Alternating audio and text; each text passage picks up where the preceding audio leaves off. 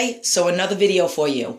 Okay, so here's the subject of today's video. Somebody asked me about sleeping, breathing, core exercises. I really hope that I remember these. And then I came up with an idea based on a few things that I've heard over the past couple days about me feeling like I can't stop or I'll never start again. So breathing and sleeping. Sleeping is super, super, super important to any result. So they say that muscles can't grow unless you physically get enough sleep. And that really is true. Whether it's muscle bulk and you're trying to put on size, or whether you're just trying to gain lean muscle tissue, but we all need our muscles to grow for any fitness goal, whether it's flexibility, overall, reduce of injury, or you truly want to gain more size, or you just want to be lean and long muscles. So sleep is imperative. If it's super deep REM sleep, you do not need 8 to 10 hours of sleep.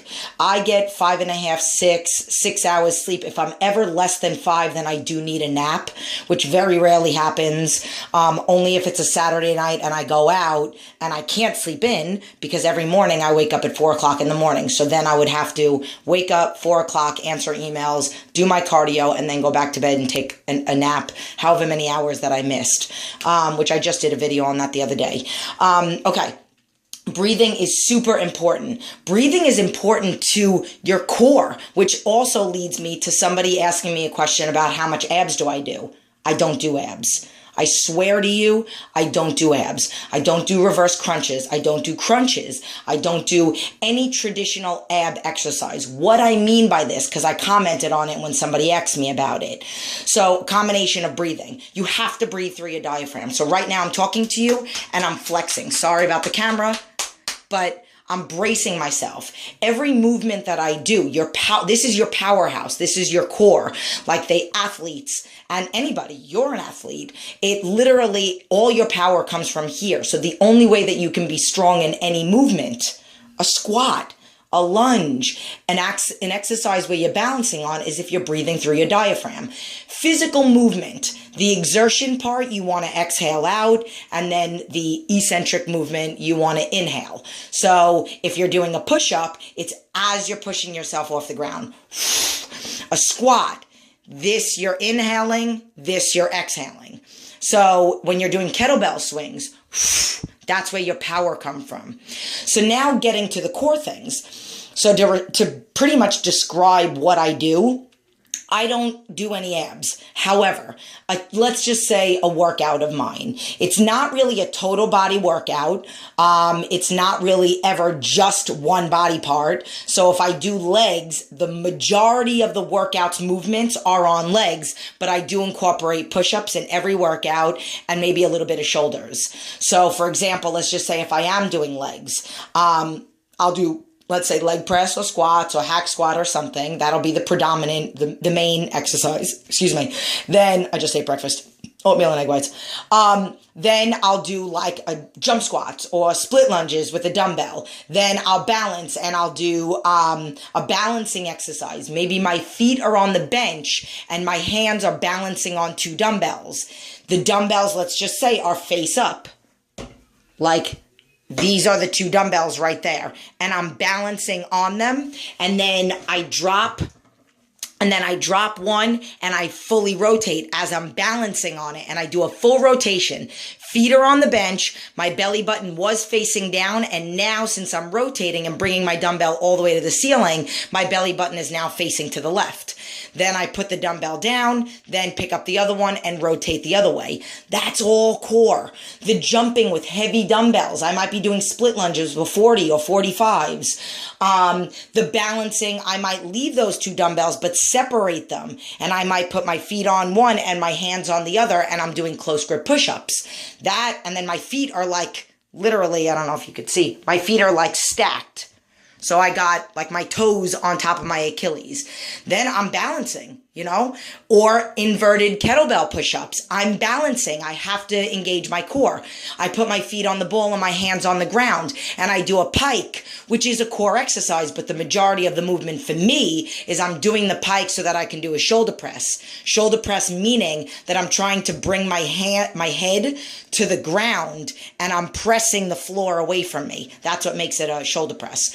So that's what I mean by I incorporate core movements in my workout. Then I'll sit up against the wall and do a tube shoulder press. Then I might go back to the top, or maybe I'll do like standing dumbbell push presses like I did the other day with 250-pound dumbbells. I might do alternating rows with 250-pound dumbbells. Face down in a push-up position, I got 2 dumbbells in my hand and I'm pulling one, and I got to balance on top of the other. My feet are open. That's all core also.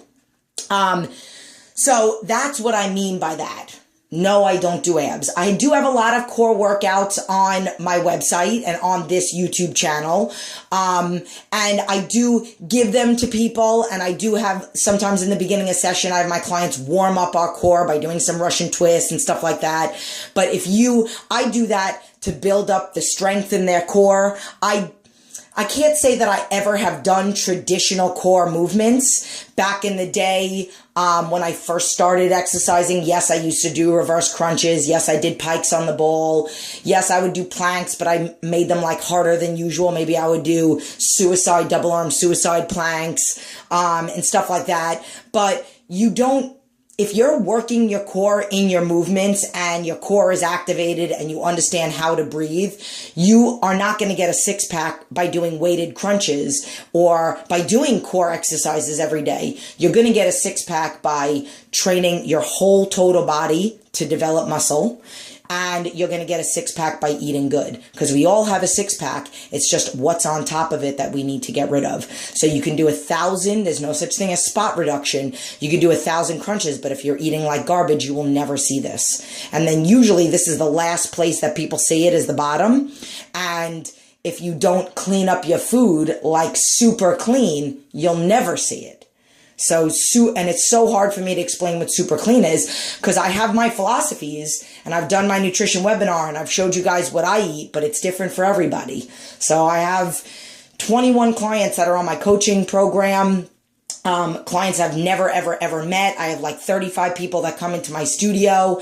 About 10 or 11 of them are still on their way to their goal, or on their way to their goal, or new. And then everybody else is at maintenance and they don't send food logs. So I'm answering a total of like 30 something food logs a day.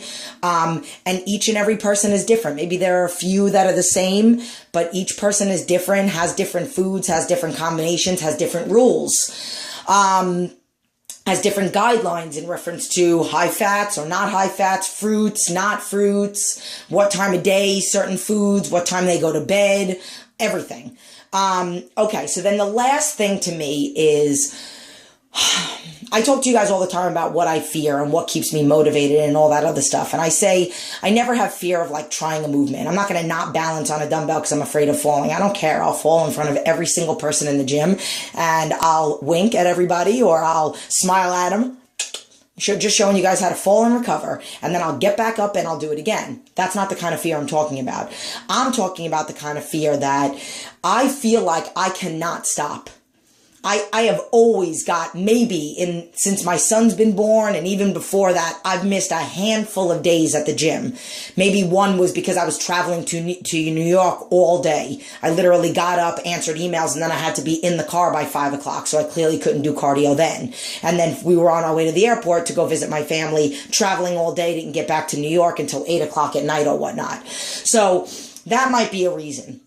But with me, number one, with the amount of pain that I'm in, I was just telling my husband last night, my whole body was killing me. Like, it hurt to even walk around my house. It hurt for me to sit on my toilet bowl over here, not go to the bathroom, sit over here and wash my son while he was taking a bath. Like, my body was killing me. And I say at the end of the day is when it's like the worst and where it really all catches up to me. That's why I try to keep moving. And then it's like that last half hour, I can feel everything because that's when I'm starting to rest. And then that's when I got to go to bed. And then I got to get up the next morning and get started. And I literally said to him, there are days where I literally say, thank God I have something to wake up for. you guys, my clients, everything, because if I didn't, I might marinate in this pain, and then this pain might totally take over, and then I fear that I might never get back on it. That's why I tell people all the time, when you go on vacation, you still got to stay active. Because if you've been used to this for 20, 30 years, then you get on this program and you feel awesome and you're feeling great and you're working out. Then you go on a vacation for 5, 6, 7 days and you're like, I'm on vacation. I don't need to do cardio.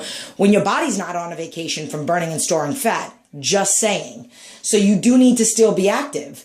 You're not on a vacation from your health. It doesn't even make any sense.